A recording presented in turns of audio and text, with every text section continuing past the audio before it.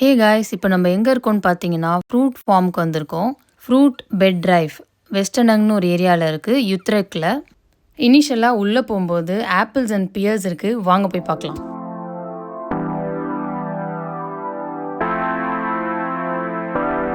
So ரொம்ப நாளாகவே இந்த ஃபார்மை பார்க்கணுன்னு பிளான் பண்ணிட்டு இருந்தோம். பட் இப்போ அம்மா வேறு நெதர்லாண்ட்ஸ் வந்திருக்காங்க. அவங்களுக்கு இதை கண்டிப்பாக காட்டியே ஆகணும்னு இன்றைக்கி கிளம்பி வந்துட்டோம்.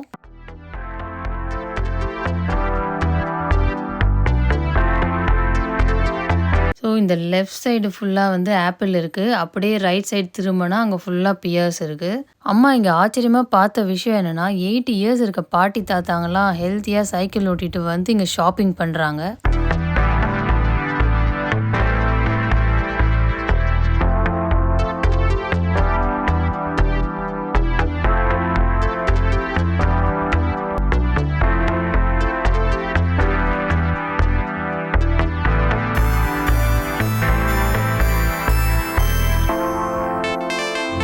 இங்க பாரு கிரீன் ஆப்பிள்.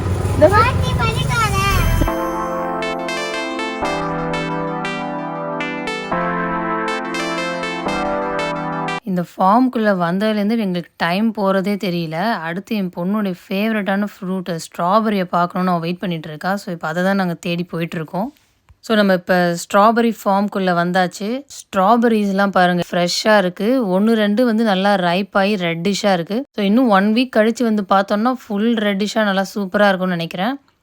இங்கே ஸ்ட்ராபெரி பிக்கிங் ஈவெண்ட்லாம் கூட இருக்குது. குழந்தைங்களுக்குலாம் ரொம்ப பிடிக்கும். ஸோ அதெல்லாம் நம்ம மிஸ் பண்ணவே கூடாது.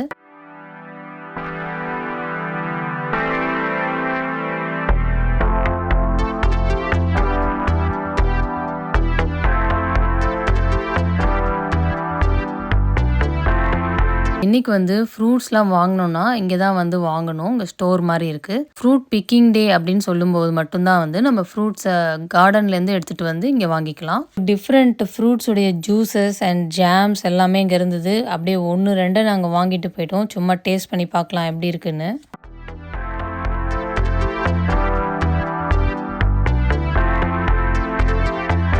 ஃபார்மில் நடந்து செம்ம டயர்டாகிடுச்சு. ஸோ ஜூஸை குடித்து எனர்ஜி ஏற்றிட்டு நம்ம வீட்டுக்கு கிளம்ப வேண்டியது தான். எப்படி இருக்குடா?